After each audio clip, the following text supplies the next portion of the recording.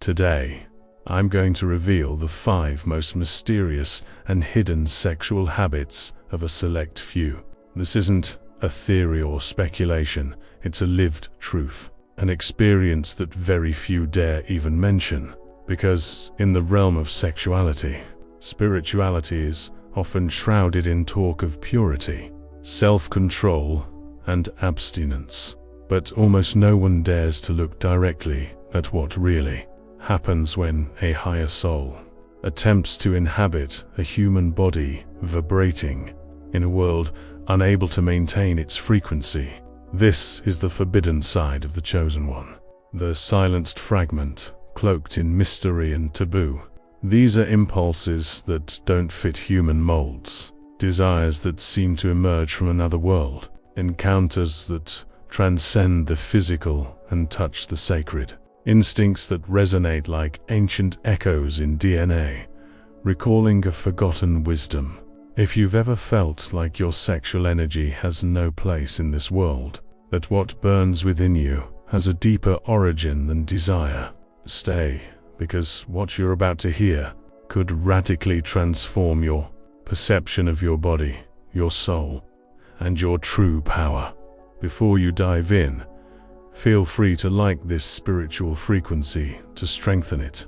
Subscribe if you haven't already, and comment below, because spiritually, the number 99 symbolizes the culmination of a powerful cycle, and it's time to complete yours.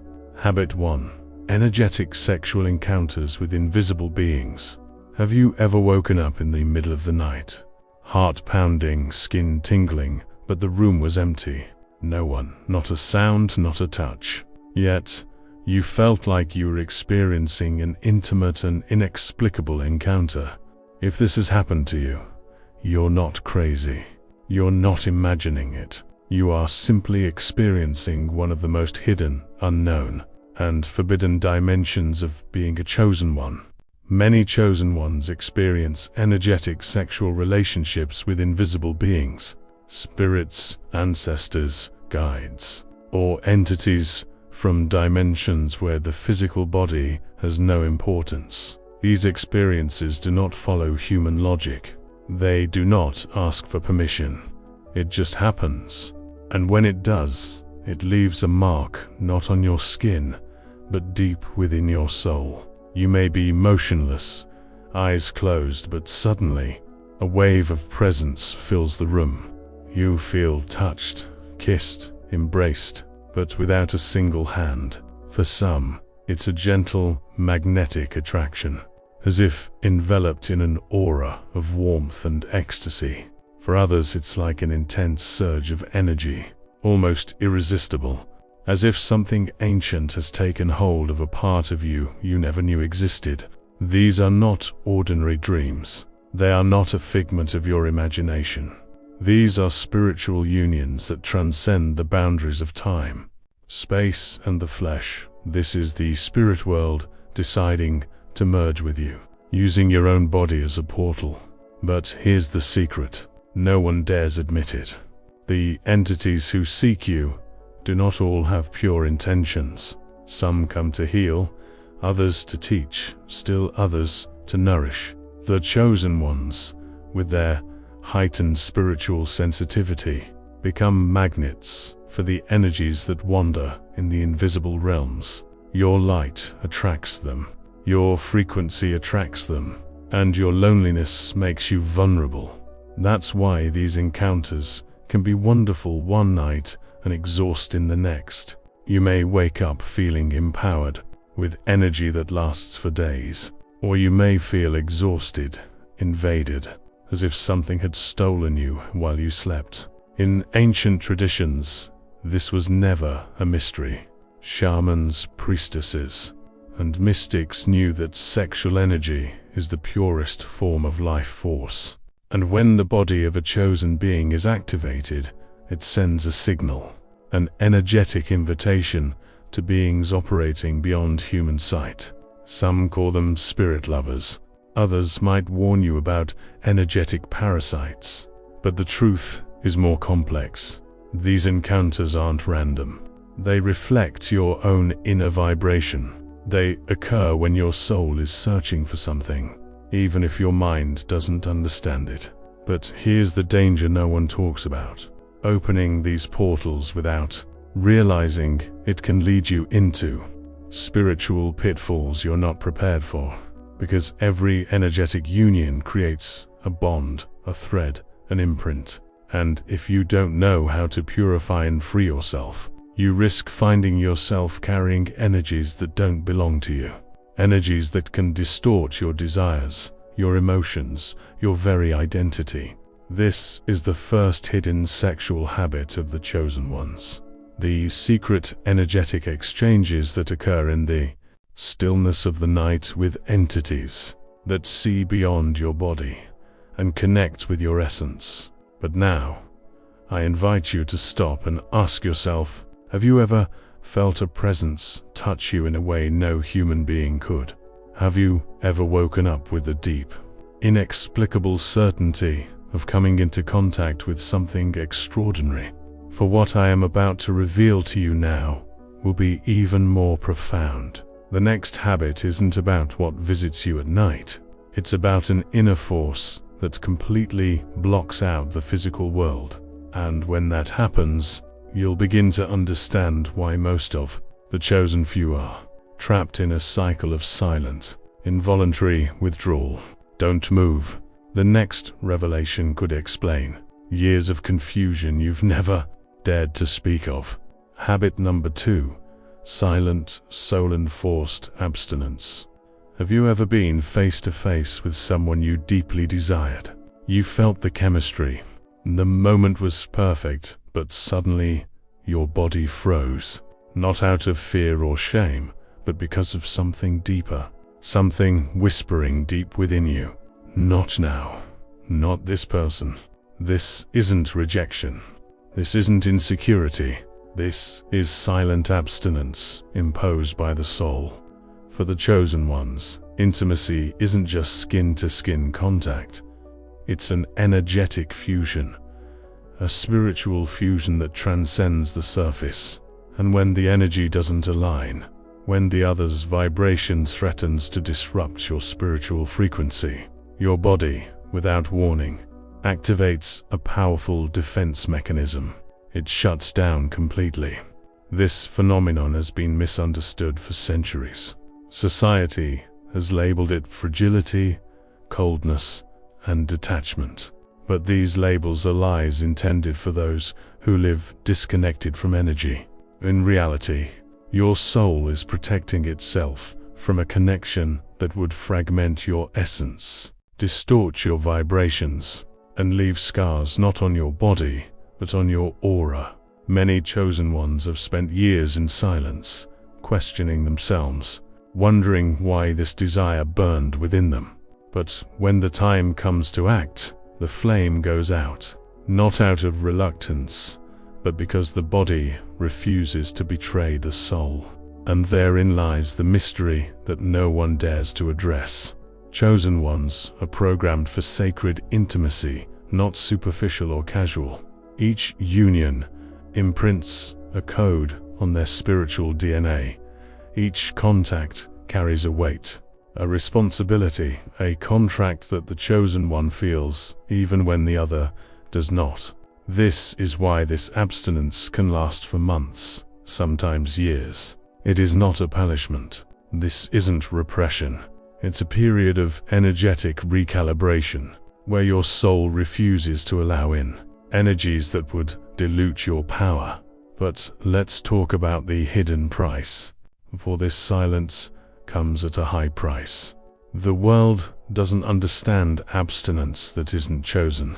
Your friends will ask if you've lost interest in love. Your family will wonder if there's something wrong with you.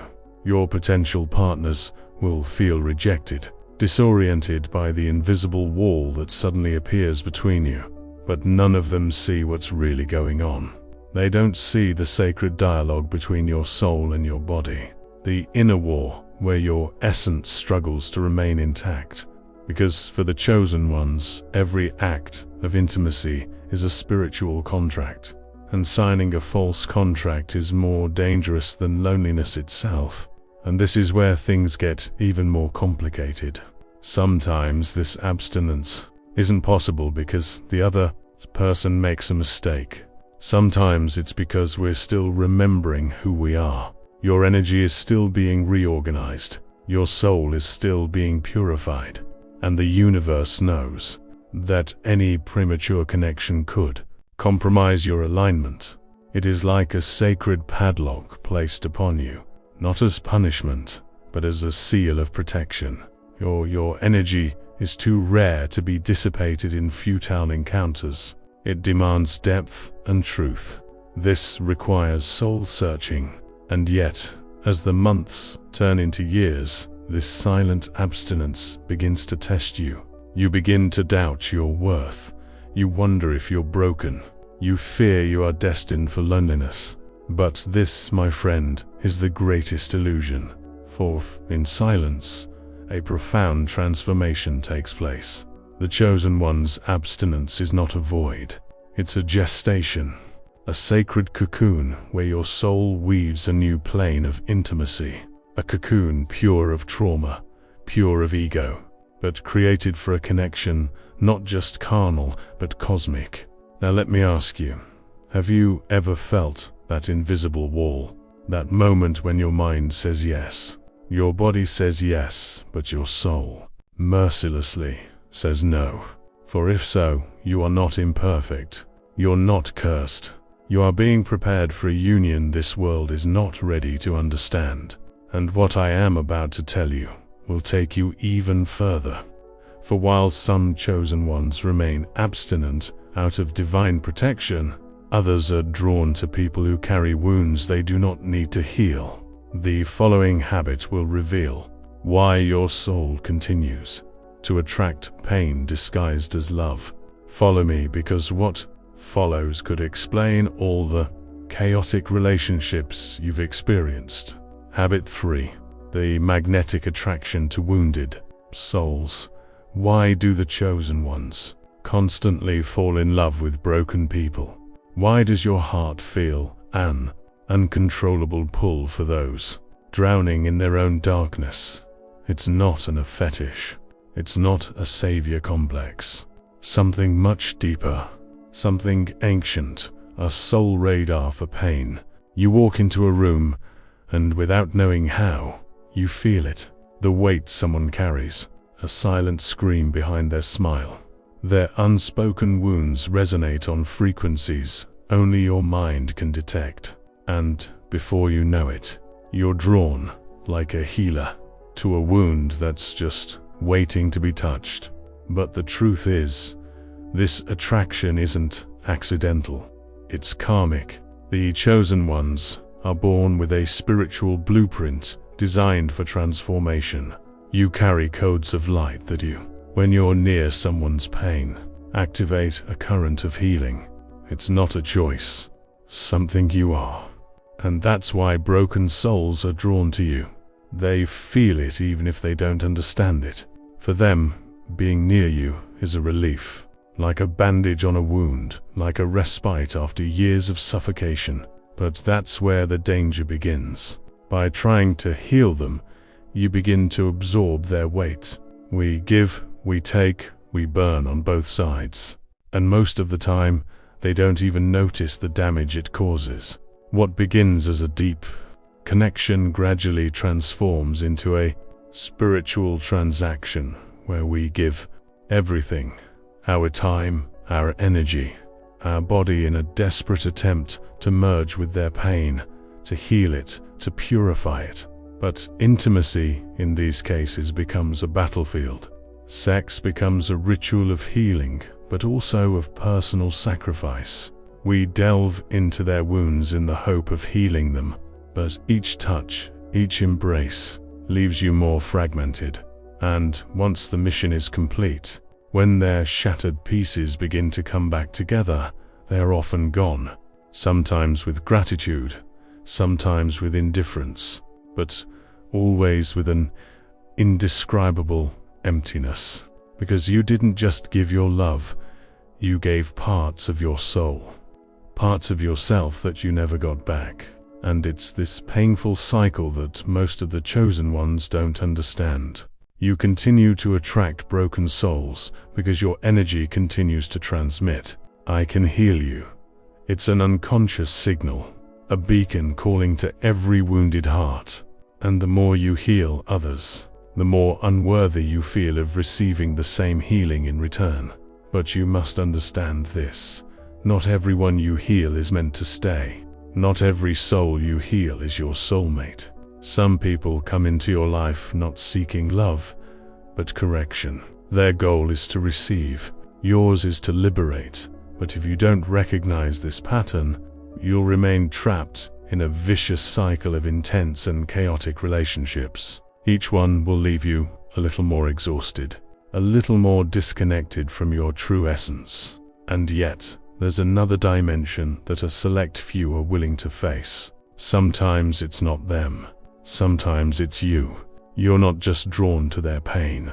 You're drawn to your reflection in their wounds because deep down, a part of you believes that healing them will finally heal you.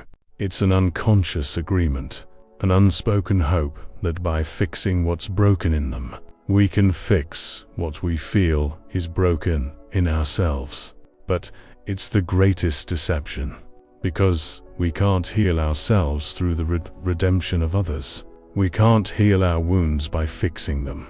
True healing begins when we stop viewing relationships as rescue missions.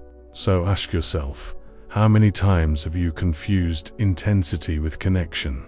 How many times have you confused chaos with passion?